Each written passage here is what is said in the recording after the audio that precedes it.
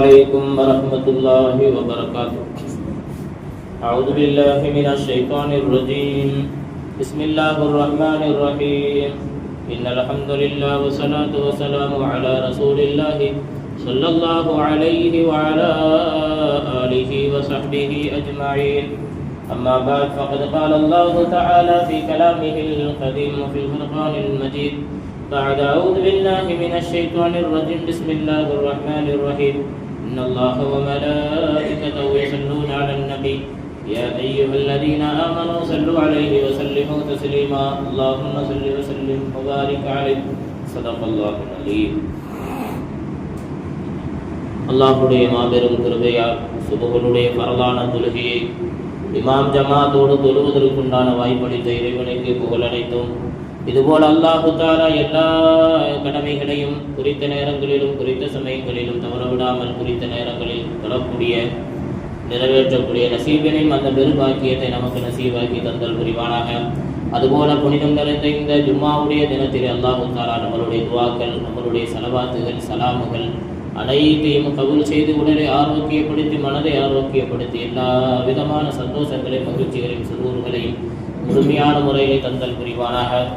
அதுபோல் அல்லாஹு தஆலா இந்த நாளை சிறப்புக்குரிய நாளாகும், பரக்கத்து பொருந்திய நாளாகும், எல்லா விதமான கயிறுகளும் நலவுகளும் பெறக்கூடிய நாளாகவும், எந்த துன்பம் துயரம் யாருடைய இளைஞர் இடையூறு, எந்த ஆபத்து பேராபத்து கந்தரிசியில் போராமையில் ஹசதுகள் கெட்ட சூழ்ச்சிகள் வீழிலிருந்தும் பாதுகாத்தாரும் புரிவானாக. ஆமீன் ஆமீன். அல்ஹம்துலில்லாஹி ரப்பில் ஆலமீன். நாம் ஒவ்வொரு வாரமும் வெள்ளிக்கிழமை அன்று பெருமானார் ஸல்லல்லாஹு அலைஹி வஸல்லம் அன்னவர்கள் மீது ஸலவாத்து சொல்வதை பற்றியும் சலாம் சொல்வதை பற்றியும் பார்க்கிறோம். அந்த ஸலவாத்து என்பது பல ரூபங்களில் பல பேர் அனுபவித்துக் கொண்டு பலவிதமான மகத்துவத்தை அடைந்து விலாயத்தை அடைந்த பெரும் பெரும் மகான்மார்களுடைய சீரத்துகளெல்லாம் நாம் பார்த்திருக்கிறோம். அதுபோலதான் குர்ஆனிலே அல்லாஹ் சொல்லுவான். குர்ஆனில் சூரத்து ஷோரான்னு ஒரு சூரத்து ஷோரா, அதாவது கவிஞர் அப்படிங்கிற கவிஞர் பற்றி சூரா. அதில் கவிதை படிப்பது கூடாது என்பதாக எல்லாம் பதிவு செய்யும். அந்த ஆயத்தினுடைய பொதுவாக ஒரு வசனம் இருக்கிறது சொன்னால் அதுக்கு சபபு நுஸூல், இறங்கிய காரணங்கள், பின்புலங்கள், முன்புலங்கள் எல்லாத்தையுமே அந்த சூழ்ந்துதான் ஒரு வசனங்கள் பதிவு செய்யப்படும். அப்போ அந்த வசனங்களுக்கு உண்டான சபபு நுஸூல் சொல்லுவாங்க. இன்னைக்கு நம்ம தஃசீருக்கு குர்ஆன் எடுக்கிறோம், தர்ஜுமா படிக்கிறோங்கிறது வேற, அர்த்த மீனிங் வச்சுட்டு போயிடுவோம். ஆனால் நமக்கு அசல் தெரியாது.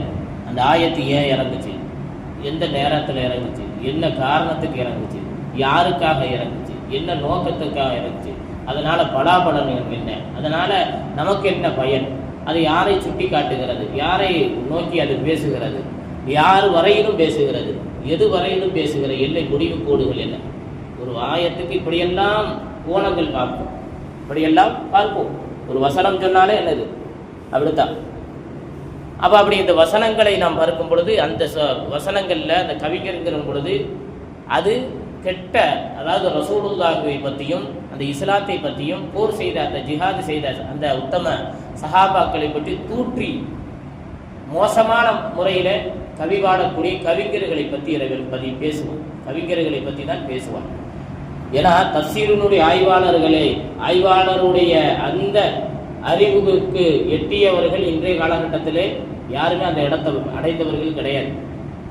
ஏன்னா அடைந்தவர்கள் யாரும் கிடையாது.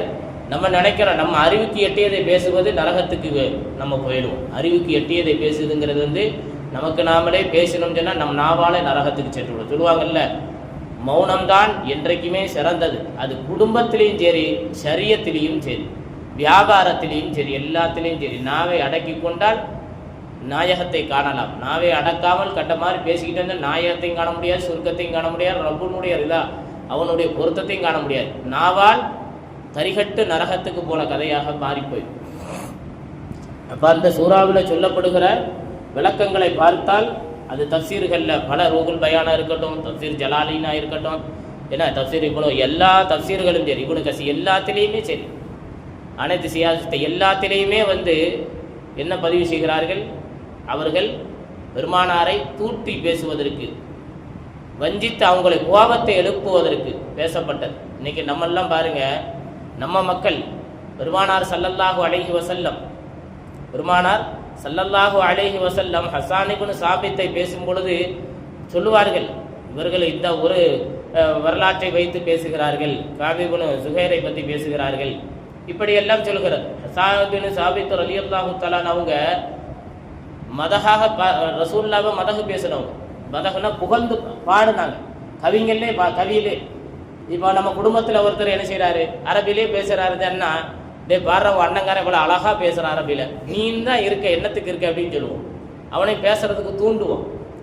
அதே மாதிரி பார்த்தீங்கன்னா இன்னைக்குள்ள நம்ம ஆளுக எல்லாமே ஒரு ஆர்வத்தோடு செய்வாங்க. அந்த ஆர்வம் நமக்கும் கிடைக்கணும் என்ற ஆர்வத்தை எதிர்பார்ப்போம். அப்போ அதுபோல தான் ஹஸ்ஸான் இப்னு சாபித் ரலியல்லாஹு தஆலா அவங்க ரசூலுல்லாஹ்வை மதஹு பாடினாங்க. அதுக்காக வேண்டி ஒரு ஸ்டேஜ், ஒரு மேடை அமைச்சு கொடுத்தாங்க. தன்னுடைய பொன்னாடையை தான் மேலே அணிந்திருந்த அழகான போர்வையை எடுத்து போர்த்தினார்கள், கண்ணியப்படுத்தினார்கள். எதுக்கு? தன்னை புகழுகிறார், தன்னை புகழுகிறார். பெருமான் ஸல்லல்லாஹு அலைஹி வஸல்லம் எந்த நபிமார்களும் என்ன செய்யல, தான் என்பதை முன்னிலைப்படுத்தி பேசியதாக வரலாறு இல்லை. ஆனால் ரசூலுல்லாஹி ஸல்லல்லாஹு அலைஹி வஸல்லம் தான் என்பதை முன்னிலைப்படுத்தி பேசியிருக்கிறார் எல்லா இடத்திலும். அதனால தான் ரசூலுல்லாஹி ஸல்லல்லாஹு அலைஹி வஸல்லம் மதஹுக்கு மிகவும் சொந்தக்காரர். பொதுவாக ஹம்து மதகுன்னு இருக்கு. ஹம்துன்னு சொன்னால் அல்லாஹ்வுக்குரிய புகழ். ஹம்தை போய் பெருமானாரோடு நிஸ்பத் பண்ண முடியாது, இணைக்க முடியாது. ஆனால் மதகுங்கிறது பெருமானாரோடு இணைக்கக்கூடிய வார்த்தை. ஏன்னா ஹம்து ரசூலுல்லான்னு சொல்லக்கூடாது, மதஹுர் ரசூலுல்லா. ஏன்னா மதஹுர் ரசூலுல்லான்னு தான் சொல்லணும். அப்போ நாயகம் ஸல்லல்லாஹு அலைஹி வஸல்லம் இப்படி செஞ்சிருக்கிறாங்க. அதுக்கு பார்த்தீங்கன்னா காப் இப்னு ஸுஹைர் ரலியல்லாஹு தஆலா இவங்க ஜிஹாது விஷயத்தில் என்ன செய்வாங்கன்னா, ஒருத்தரை ஜிஹாதின் மேல் ஆர்வம் வரணும், அதில் நல்ல வேகம் வரணும், ரொம்ப வக்காரத்து கம்பீரத்தன்மை வரணுங்கிறக்காண்டியே இவங்க படிப்பாங்க, மதஹா படிப்பாங்க. யார்? காப் இப்னு ஸுஹைர் ரலியல்லாஹு தஆலா. ஜிஹாத் போரில் இன்னைக்கு எத்தனை பேர்கள் பாருங்கள். ஒருவர் இப்போ உதாரணத்துக்கு பார்த்துருக்கீங்கன்னு வச்சுக்கிறீங்களா, பஸ்ஸில் நம்ம பயணம் செய்வோம். அவள் சொல்லுவார், அந்த முன்னாடி உட்காந்துருக்க சொல்லுவாங்க, எப்பா நீ முன்னாடி தூங்குறப்பா, இப்போ நீ தூங்குனீங்கன்னா டிரைவர் தூங்கிடுவார், அப்புறம் எல்லாருமே கபரில் போய் தூங்கக்கூடிய சூழல் அது. அதுபோல தான். அப்போ உற்சாகப்படுத்துதல், ஆர்வப்படுத்துதல், ரத்தத்தை சுண்டி இழுக்குதல். அப்போ கவியால் என்ன செய்தார்கள்? காப் இப்னு ஸுஹைர் ரலியல்லாஹு தஆலா அவர்கள் எழுதியதுதான் பானத்து சுஆத் என்று சொல்லக்கூடிய கவிதை நூல். அன்றைக்கே இன்னைக்கு எப்படி நம்ம மௌலூது படிக்கிறது கிதாபு பதிவு செஞ்சுருக்கோமோ, அன்னைக்கே ஒரு நூல் பதிவு செஞ்சான். பல பக்கங்கள் கொண்ட பனாத்து சுஆத் என்ற ஒரு நூல் எடுத்து அதை எழுத்துப்பூர்வமாக பதிவு செஞ்சு படித்த வரலாறுகள் இருக்குகிறது. அதே போல உமர் ரலியல்லாஹு காலத்தில் ஏன்னா ஈராக்கினுடைய யுத்தத்தின் போது தன்னுடைய புதல்வர்கள், தன்னுடைய பிள்ளைகளை எல்லாம் கன்சாவு என்ற ஒரு பெண் என்ன செய்கிறார், அழைத்து போகிறார். இவர் ஒரு சஹாபி பெண்மணி. இப்படி அழைத்து போகும் பொழுது காசிபியான்னு ஒரு ஜிஹாது சண்டை நடந்துச்சு. அந்த சண்டையில் என்ன செஞ்சாங்க, அந்த அம்மையாருடைய பிள்ளைகள் எல்லாருமே ஷஹீதாயிட்டாங்க. அந்த அம்மையாருடைய இவங்க ரசூல்லா மேலே முகப்பத்து படிக்கிறதுல ரொம்ப தீவிரமான. அப்படி இருந்தும் இவர்கள் என்ன செஞ்சாங்க, தன்னுடைய பிள்ளைகள் ஷஹீதாக்கு பின்னாலும் கூட இவர்கள் ரசூலுல்லாஹி ஸல்லல்லாஹு அலைஹி வஸல்லம் அவர்கள் பற்றி மதகு பாடிக்கொண்டே இருந்தார்கள். இவர்களுக்கு பிள்ளைகள் இழந்ததனால், கை இழந்தது போல இருந்ததனால் உமர் ரலியல்லாஹு தஆலா என்ன செஞ்சாங்க, அவங்களுக்கு தன்னுடைய அரசு நிதியிலிருந்து கண்ணியப்படுத்தி கொண்டே இருந்தார். அப்போ இதெல்லாம் சில விஷயங்களை பார்க்கும்போது இந்த ஷார் கவிதை என்பது பாடியவர்களை கண்ணியப்படுத்தியதால் அதை இன்னைக்கு எத்தனை பேர்கள் சினிமா பாட்டை ஒரு மனிதன் ரசிக்கிறார்.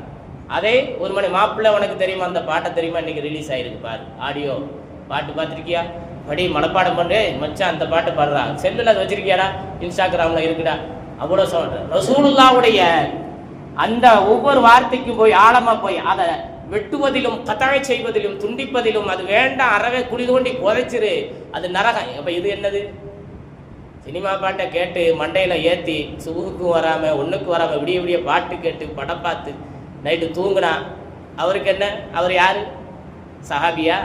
அது சஹாபி அந்த பட்டமாக கொடுக்க போகிறான்ல. வேகமும் கோபமும் ஒரு மனிதனுக்கு வருகிறது என்று சொன்னால் ஷைத்தானுடைய அசரீரில் குணம் அல்லவா? சைத்தானுடைய அசரீர் அல்லவா, சரி விஷயம் வரும். ஆக இப்படி கவி பாடுதல் என்பது ஆகுமாக்கப்பட்ட தருணத்திலே மஸ்ஜிது நபவியிலும் பாபு சலாமினுடைய அந்த குப்பாவிலும் எழுதப்பட்டுள்ள கசீதா, அந்த கசீதாவுக்கு சொல்லுவார்கள் கசீதத்துல் புர்தா என்பதாக சொல்லுவார்கள். இந்த கசீதத்துல் புர்தாவை கோர்வை செய்தவர்கள் யார் என்று சொன்னால் ஷரஃபுதுல் முஹம்மதுல் பூசிரி என்று சொல்வார்கள். இவர்கள் ஹிஜ்ரி 608 பிறந்து ஹிஜ்ரி 696 இந்த உலகத்தை விட்டு மறந்த மிகப்பெரிய பூசிரி இமாம், புர்தா ஷரீஃபை ஓதக்கூடிய பூசிரி இமாம். இவர்கள் 87 வருட காலங்கள் இந்த துன்யாவில் வாழ்ந்தார்கள் என்பதாக பதிவு செய்யப்படுகிறது. இவர்கள் சின்ன பிள்ளையிலே என்ன செஞ்சாங்க, குரானை மனனம் செஞ்ச ஹாஃபில்கள். அதே மாதிரி குரானை மனனம் செஞ்ச ஹாஃபில்கள் தாண்டி இவர் என்னன்னா கவிஞர். சின்ன பிள்ளையில கவி படிச்சுக்கிட்டே இருப்பார். இன்னைக்கு நம்ம பிள்ளைகிட்ட ஒவ்வொருத்தரும் ஒவ்வொரு தரமா இருக்கும், அதில் நம்ம இடம் கொடுத்துருவோம். அப்போ இப்படி படித்து கொண்டு இருக்கக்கூடிய இவர்கள் என்ன செய்தார்கள், எகிப்தில் இருக்கக்கூடிய ஜாமியுல் அஸ்கரில் போய் இவங்க என்ன செஞ்சாங்க, கிதாபுகள் ஓதி அரபி சனதுகளை பெற்றார்கள். அது அஸ்கரி சனது பெற்று அரசு அலுவலகத்திலே பணி செய்து ஒரு நாள் என்ன செய்தார்கள், ஓய்வுக்கு பின்னால் நோய்வாய்ப்பட்டார்கள். பக்கவாதம் வந்துருச்சு, படுத்த படுக்கையில் கிடக்கிறார்கள். பக்கவாதம் படுத்த படுக்கையில் கிடக்கிறார்கள். அவ படுத்த படுக்கையில கிடக்கும் பொழுது எல்லா மருத்துவரையும் போய் பார்த்தாச்சு, குணமாகலை. கைகால இழுத்துருச்சு, வாதம். எங்கெங்கேயோ தாய் தாப்பன் கூட்டி போய் அழைத்து கொண்டு பார்த்தார்கள். எல்லாருமே கைவிரிச்சு விட்டார்கள். இவர்களுக்கு ஒரு தாரக மந்திரமாக இருந்தது மதஹு ரசூல், ரசூல்லாவை மதகு படிக்கிறது. அப்ப ரசூலுல்லாஹி ஸல்லல்லாஹு அலைஹி வஸல்லம் அந்த இடத்திலே மதகு படித்தார்கள். அதுதான் முர்தத்து ஷரீஃபா. அப்படி முர்தத்து ஷரீஃபா ஒரு சமயம் படித்து கொண்டே வந்து கொண்டிருக்கும் பொழுது மபுலகல் இல்ம ஃபீஹி அன்னஹு பஷருன் என்ற வார்த்தைக்கு அடுத்த வார்த்தை வரவில்லை. அப்பொழுது நபிகள் நாயகம் ஸல்லல்லாஹு அலைஹி வஸல்லம் அவர்கள் கனவில் தோன்றி அடுத்த வாசகத்தை வ அன்னஹு கைரு ஹல்கில்லாஹி குல்லிஹிமி என்ற அந்த வாசகத்தை படித்து பூர்த்தி செய்தார்கள். முழுமையான முறையில் நபிகள் நாயகம் ஸல்லல்லாஹு அலைஹி வஸல்லம் அந்த புர்தா ஷரீஃபை கேட்டுவிட்டு அவர்களுக்கு கனவிலே ஒரு சால்வையை போட்டார்கள். நனவு திரும்பியதற்கு பின்னால் தன்னுடைய மேனிகளில் ஒரு சால்வை இருந்ததாக வரலாற்றிலே பதிவு செய்யப்படுகிறது. அவர்கள் பழைய போல பக்கவாத நோய்களிலிருந்து குணப்படுத்தி ஆரோக்கியமான நிலையிலே அவர்கள் உலா வந்து கொண்டும் பொழுது அந்த ஊர்வாசிகள் அனைவரும் ஆச்சரியப்பட்டார்கள். எப்படி இது எங்களால் மிகவும் மெய்சிலிருக்க வைக்கக்கூடிய நிலையாக இருக்கிறது, இது எப்படி என்று ஆச்சரியப்பட்டார்கள். பல பேர்களும் இதை வாங்கி பலர்கள் ஷிஃபாவை தேடிக்கொண்டார்கள். ஒருவர் கண் நோய்பட்டார். கண் வழியில் கண் பார்வை தெரியாமல் கண் மங்கி போனதை அறிந்து புர்தத்து ஷரீஃபாவை ஓதி தன்னுடைய கைகளில் ஊதி கண்களால் ஒத்தமிட்டு அவர்கள் கண் பார்வையை கொண்டு வந்தார்கள் என்பதாக வரலாற்று ஆசிரியர்கள் பதிவு செய்கிறார்கள். இன்றளவும் சரி, மதரசாக்களில் ஹிஃபுல் படிக்கக்கூடிய மதரசாவாக இருக்கட்டும், அரபி படிக்கக்கூடிய மதரசாவாக இருக்கட்டும், ஞாயிற்றுக்கிழமையான வியாழக்கிழமையான பார்த்தீங்கன்னா வெள்ளி ராவுல புர்தாவை ஓதுவாங்க.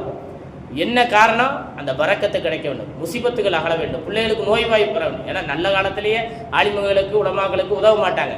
அவன் என்ன செய்வான், விபச்சாரத்துக்கு போடுவான், சினிமாவுக்கு காசை போடுவான், செல்லுக்கு வீணா போடுவான், மருத்துவமனையில் கொண்டு போய் அள்ளி கொண்டுவான். சதக்காத்துல் ஜாரியாவை சரியான வழியில் பயன்படுத்தக்கூடிய உலமாக்களுக்கும் மதரசா பிள்ளைகளுக்கும் திலாவத்தில் வரக்கூடிய மக்த பிள்ளைகளுக்கும் உதவி செய்ய மாட்டாங்க. அவன் என்ன செய்வாங்கன்னா, அதுக்கு பாதுகாப்பாக அன்றைக்கே சீதேவிகள் உருவாக்கி வைத்த புர்தத்து ஷரீஃபாவை ஓதி ஓதி என்ன செய்தார்கள், நோயில்லாத வாழ்வை அடைந்தார்கள் என்பது வரலாற்று ஆசிரியர்கள் நமக்கு அதிகமான உஸ்தாதுமார்கள் பதிவு செய்திருக்கிறார்.